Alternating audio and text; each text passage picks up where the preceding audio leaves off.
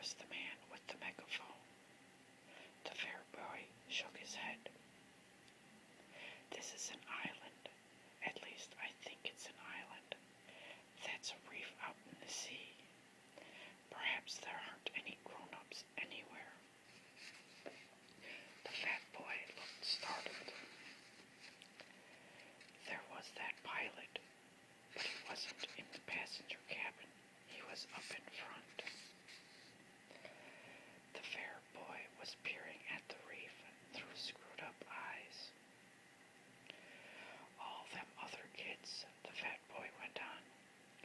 "Some of them must have got out. They must have, mustn't they?"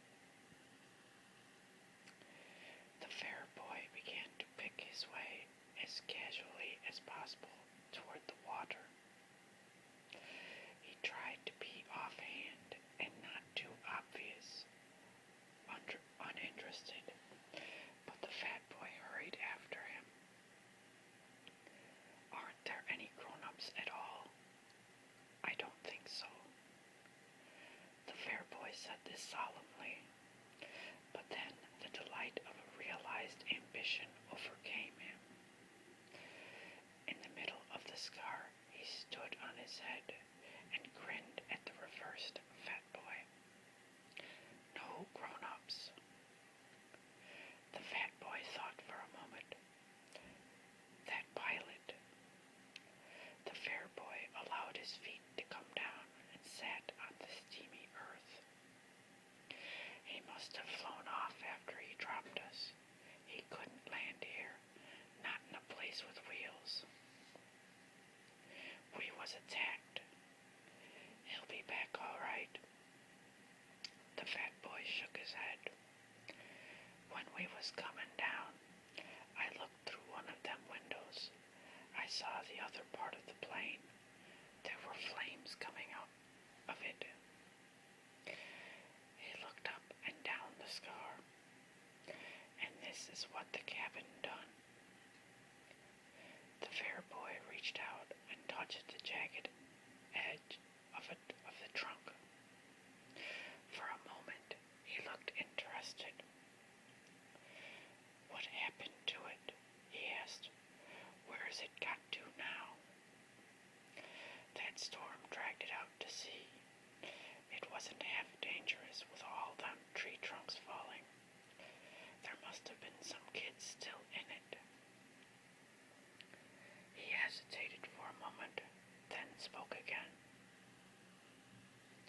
"What's your name?" "Ralph." The fat boy waited to be asked his name in turn, but this proffer of acquaintance was not made. The fair boy, called Ralph, smiled vaguely, stood up, and began to make his way once more toward the lagoon. The fat boy hung steadily at his shoulder. "I expect there's a lot more of us scattered about. You haven't seen any others, have you?" Ralph shook his head and increased his speed. Then he tripped over a branch and came down with a crash. The fat boy stood by him, breathing hard. "My auntie told me not to run," he explained, "on account of my asthma." "Asthma? That's right, can't catch me breath. I was the only boy in our school what had asthma," said the fat boy with a touch of pride. "And I've been wearing specs since I was 3. He took off his glasses and held them out to Ralph, blinking and smiling, and then started to wipe them against his grubby windbreaker. An expression of pain and inward concentration altered the pale contours of his face. He smeared the sweat